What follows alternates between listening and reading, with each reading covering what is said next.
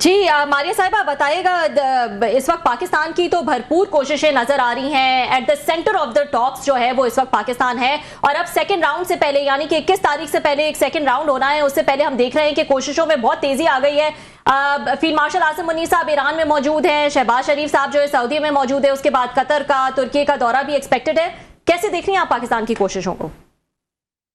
जी अल्हम्दुलिल्लाह, पाकिस्तान ने एक बहुत बड़ा और एक बहुत मस्बत किरदार अदा किया है, बिलखुसूस न सिर्फ इस जंग को समेटने में बल्कि इसके साथ साथ इस बात को बावर करवाने में कि ये खित्ता जो है मजीद जंग का मुतहम्मिल नहीं हो सकता। क्योंकि अगर तो ये जंग वसअत पाती है चाहे वो किसी भी सतह से, तो इसका जो इम्पैक्ट है वो सिर्फ ना सिर्फ इस रीजन के ऊपर लेकिन पूरी दुनिया के ऊपर आएगा। हम समझ सकते हैं कि दोनों साइड्स के बहुत सारे तहफ़्फ़ुज़ात हैं, लेकिन जंग इसका हल नहीं है। और इसके साथ साथ मुज़ाकरात का भी होना बहुत जरूरी है, और इसके अलावा जो है ईरान के खिलाफ जो पाबंदियां हैं और जो सिर्फ चीजें हैं उनका भी रास्ता निकालना बहुत जरूरी है। ये बताइएगा, ये मुमकिन नहीं है कि बेहतर हो सके। मारिया साहिबा ये बताइएगा कि जब ये पूरी टॉक्स का आगाज हो रहा था तो वॉर एक्सपर्ट्स जो हैं सब अपना अपना एक एनालिसिस दे रहे थे कि किसका पलड़ा भारी है, कौन ऊपर से आकर जो है वो मुज़ाकरात की टेबल पर आएगा, कौन अपनी कंडीशन ज्यादा जो है वो मनवा पाएगा। अगर आज की तारीख में मैं आपसे पूछूं तो यूएस और ईरान दोनों साइड्स में से किसका पलड़ा अब भी भारी है आपके ख्याल में? देखिए, बात पलड़े की नहीं है, बात इस वक्त स्टेक्स की है, और इस वक्त जाहिर सी बात है कि देखना है कि दोनों साइडों के पास क्या स्टेक्स है। देखिए, जो जंग हुई 40 दिन की, इसके अंदर दोनों साइडों को बहुत नुकसान हुआ है, इसमें कोई दो राय नहीं होनी चाहिए हमें। लेकिन इसके बावजूद जो चीज बहुत अहम निकली है वो ये कि दोनों साइडें जो है इस वक्त भी मजीद जंग के लिए तैयार थी। तीसरी बात यह है कि इस वक्त जो दुनिया की जो तेल के जितने मामलात हैं वो इन दोनों ममालिक के अमन के साथ मुंसलिक है। लाइक अगर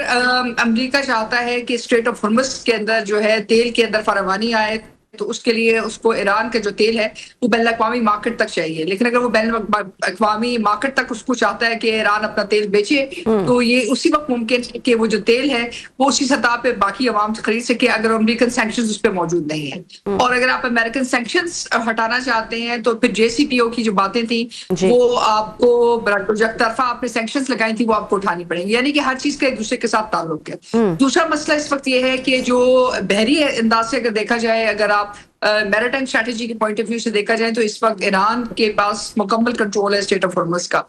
दूसरी तरफ अगर अमेरिका की साइड पे देखा जाए तो अमेरिका के पास इस वक्त बहुत हद तक एक तरह से फजाई बर्तरी है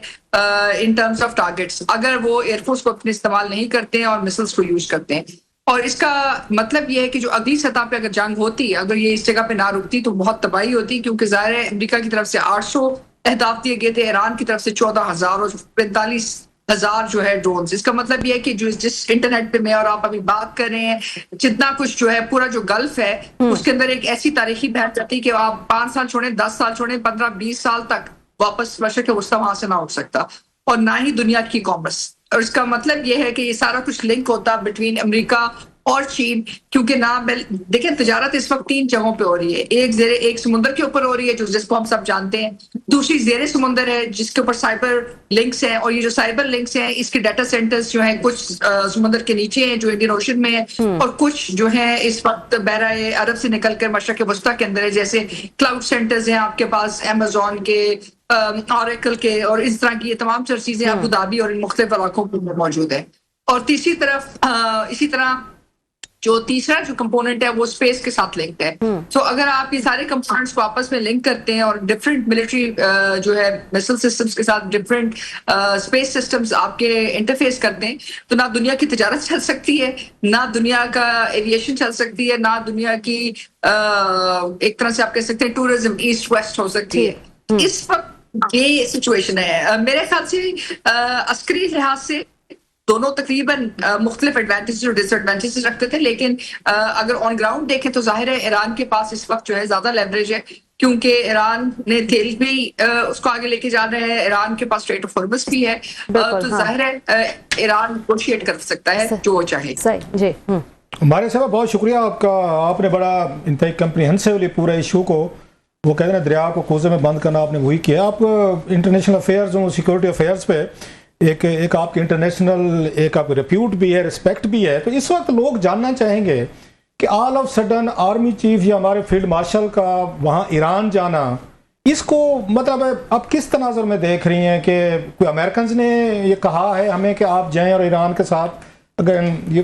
उसमें अगले मुज़ाकरात से पहले ये सेटलमेंट करके हैं फिर हम बात करेंगे, या पाकिस्तान का अपना इनिशिएटिव है कि उनको भेजा गया है कि ईरान जिन उन पे शराइत पे शायद नहीं मान रहा उनको राजी किया जाए? इट्स ए बिग डेवलपमेंट का आर्मी चीफ का या हमारा फील्ड मार्शल का ऑल ऑफ सडन वहाँ तेहरान जाना। देखिए, पहली बात तो ये है कि जो इसमें साइलेंट डिबेट है वो उस पर बातचीत नहीं हो रही, क्योंकि ज़ाहिर जो बुनियादी डिबेट है वो अमेरिका, ईरान और मतलब इसराइल के ऊपर हो रही है। इसमें जो सेकंड कंपोनेंट है जिस पे बातचीत नहीं हो रही वो है बरतानिया, फ्रांस, जीसीसी के ममालिक। ये जो ममालिक हैं, जब जेसीपीओ की टॉक्स हो रही थी और जेसीपीओ जो है तकरीबन जो है 100% उनकी सैंक्शंस के साथ ईरान के जो सैंक्शंस थी उन्होंने उठना था, तो उसके बाद क्या होना था? उसके बाद होना यह था कि ईरान के ऊपर से मतलब स्टेप बाय स्टेप सैंक्शंस ने उठना था, और उसके बाद जो वो फ्रांस और जो ब्रिटेन की जो ऑयल की कंपनीज हैं उनकी जो तिजारत की जो एक तरह से आप कह सकते हैं एक्सेस पॉइंट्स है वो ईरान के साथ ज्यादा मुस्तहकम हो रहे थे। तो एक लिहाज से अगर आप इसको समझें तो इसकी सिचुएशन ये है कि इस वक्त ब्रिटिश कंपनीज और फ्रेंच कंपनीज कम पैसों पे ईरानी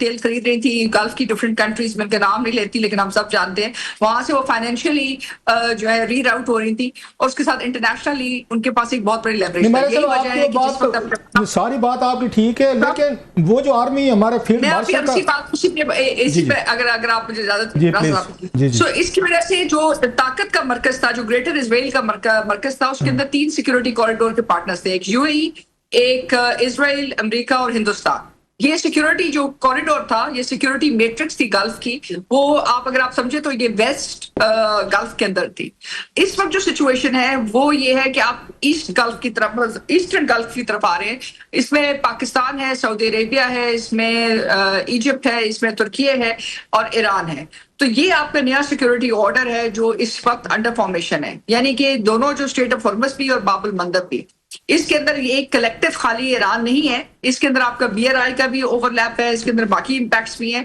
और इसके अंदर जो ट्रंप एडमिनिस्ट्रेशन है उसके अंदर भी बहुत सारे उनके भी इम्पैक्ट्स हैं, क्योंकि जो पुरानी एडमिनिस्ट्रेशन थी डेमोक्रेट्स की, उनके बहुत ज्यादा ताल्लुकात थे ब्रिटिश गवर्नमेंट के साथ, IT सेक्टर्स, UAE के साथ, हिंदुस्तान की IT सेक्टर के साथ। तो ये एक तरह से 3-4 चीजें ओवरलैप करी हैं। एक US के डोमेस्टिक जो कंपटीशन है एक दूसरी पार्टीज का, दूसरा ब्रिटेन एंड फ्रांस और इजराइल की जो ओवरलैप थी इन security order and oil order, तीसरा ऑफ कोर्स ट्रंप की जो पूरी कोशिश है कि किसी तरह जो डी-डॉलराइजेशन है उसके अंदर वो नेगोशिएट कर सकें चाइना के साथ, वो नेगोशिएट कर सकें ईरान के साथ, और साथ ही साथ सबसे इंपॉर्टेंट बात ये कि ये जो डील हो रही है इसके अंदर UN सिक्योरिटी काउंसिल नहीं है, तो it is a 2 country deal, और इसमें ट्रंप ने इजराइल को पीछे छोड़ दिया इस सिचुएशन में। तो जाहिर है जो डील होगी उसके अंदर जो वेस्ट सिक्योरिटी ऑर्डर है GCC के नीचे, वो उसके अंदर फ्रेमवर्क में नहीं आ रहा। आप इस वक्त 2 काम करें, आप जाहिर है एक तो मैसेज लेके जा रहे हैं, दूसरा आप सऊदी अरेबिया, पाकिस्तान की तरफ से भी मैसेज लेके जा रहे हैं, बिकॉज अगर आप ये तमाम रिलेशनशिप को नॉर्मलाइज करते हैं तो जंग के अंदर कोई एक्सपेंशन नहीं होगी, और दिस इज समथिंग जो आप देना चाह रहे हैं। और ये 2 ओवरलैपिंग सिस्टम्स हैं जो नजर आ रहे हैं। उसके साथ साथ जो ओरिजिनल डील थी डी-डॉलराइजेशन की, कि यानी कि जो दुनिया का तेल है वो डॉलर में बिकेगा, और ईरान ने क्या जो दुनिया का टोल है वो यॉन में या क्रिप्टो करेंसी में जाएगा। तो एक तरह से ये बैलेंस आ रहा है for the first time in strait of Hormuz, जो पहले इस वक्त मौजूद नहीं था। अच्छा, ये तो चले, ये ईरान वाली साइड आपने बड़े बेहतरीन तरीके से सारी हमें उसमें जो प्लेयर्स हैं उनको आपने एक्सप्लेन किया किस किस के क्या इंटरेस्ट रोल है। जो प्राइम मिनिस्टर ऑफ पाकिस्तान गए हैं आज सऊदी अरेबिया में, वो वहाँ पे हैं, फिर वहाँ से तुर्की, कतर और इजिप्ट वगैरह जाएंगे, तो वो क्या मैसेज लेकर गल्फ स्टेट या वहाँ पे उनके पास जा रहे हैं? एक ही मैसेज है, वो यही है कि बिलखुसूस सऊदी अरेबिया का पाकिस्तान के साथ मिलकर कि आप नहीं चाहते कि ईरान के ऊपर मजीद जंग हो, और आप नहीं चाहते हैं कि इस जंग के अंदर कोई किसी किस्म की वसअत आए, क्योंकि अगर ये जंग वसअत पाती है, और जैसे कि इजराइल चाह रहा है, जैसे कि उन्होंने लेबनान पे अटैक किया, और अगर इसी किस्म का अटैक जो है आपके पास यमन में होता है तो आपके पास बाबल मंदब भी बंद हो जाएगी। यानी कि इस वक्त अगर 20% दुनिया की तेल की आप कह सकते हैं आमदोरफ्त बंद है, तो उसके बाद दुनिया की तकरीबन 60% आमदोरफ्त बंद हो जाएगी। और अगर 60% आमदोरफ्त बंद हो जाएगी तो उसका नेट इम्पैक्ट क्या आएगा? देखिए, इस वक्त इस सारे स्टेट ऑफ हॉर्मुज़ बंद करने की वजह से जो अमेरिका की ईस्टर्न एलाइज थे और जो वेस्टर्न एलाइज थे, एशिया पैसिफिक के एलाइज थे, वो सारे वेनेजुएला से कम कीमत पे तेल ले रहे हैं। जो ईस्टर्न एलाइज है, जिसमें चाइना आता है, जिसमें ईस्ट एशिया आता है, वो सबसे ज्यादा इफेक्ट हो रहे हैं, जिसमें साउथ एशिया आता है। सो आपके लिए बहुत जरूरी है कि ये एक बैलेंस रहे, और यही कोशिश है जो आप अभी कर रहे हैं कि जो दिखता है बिटवीन सऊदी आपकी बात ठीक है आपने, लेकिन क्या ये मुमकिन नहीं था कि ये प्राइम मिनिस्टर जो है जैसे बाकी 4 ममालिक में जा रहे हैं, वो वहां पे गए हैं और फील्ड मार्शल जो है ईरान गए हैं, वो जाने को तो प्राइम मिनिस्टर भी जा सकते थे, विजिट ही करनी। तो आप इसको किस तरह देखते हैं कि फील्ड मार्शल को ईरान क्यों भेजा गया है? देखिए, एक पाकिस्तान की तरफ से, एक सऊदी अरेबिया की तरफ से और की तरफ से, अमेरिका की तरफ से भी, क्योंकि आप एक फैसिलिटेटर का रोल अदा कर रहे हैं, जिसमें आप अमेरिका का मैसेज भी लेके जाएंगे कि जो है टॉक्स के लिए आमादा है, और ट्रंप साहब उसके बारे में कह भी रहे हैं। और उनकी भी जो मसवदा है, जब इस्लामाबाद से जा रहे थे उस वक्त उन्होंने कहा भी है, जो उनकी टीम थी, कि जी हम एक मसवदा छोड़ के जा रहे हैं। उसके बाद जाहिर है ईरानियन टीम ने भी कुछ बातें कही थी और वो चाह रहे थे कि उस पर अमेरिका कंसेशन दिखाए। तो ये जो कंसेशन है, जाहिर है उस पर अगर उन्होंने कुछ ना कुछ फ्लेक्सिबिलिटी दिखाई है, जिसकी वजह से सेकंड राउंड जो है पाकिस्तान में होने जा रहा है। और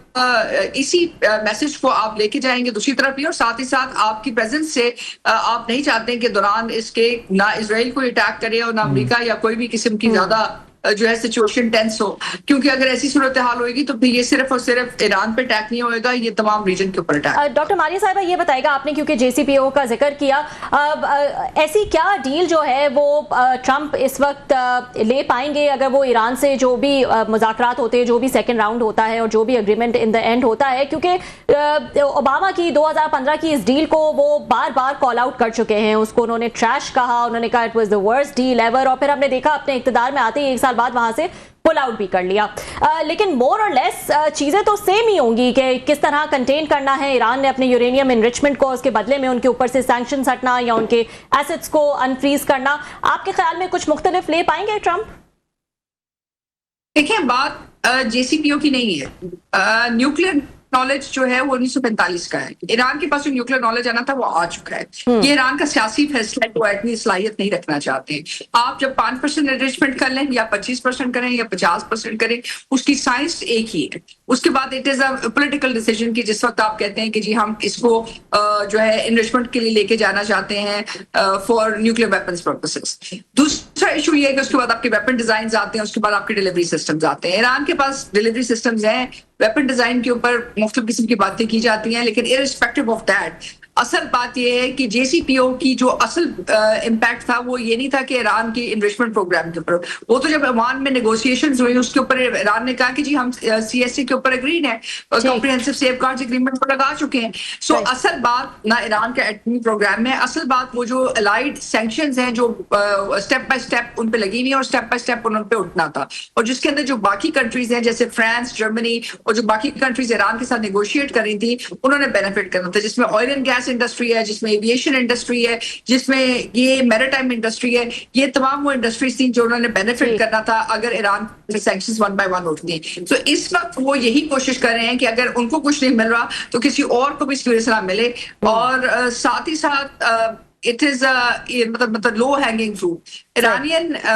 जो राइट है वो उन्होंने कहा जी हम एक्सेप्ट करते हैं। अगर आप राइट को एक्सेप्ट करते हैं तो आप टेक्निकल नॉलेज को भी एक्सेप्ट करते हैं, और टेक्निकल नॉलेज को एक्सेप्ट करते हैं तो आप कोई चीज ईरान से उस तरह ले नहीं। ठीक।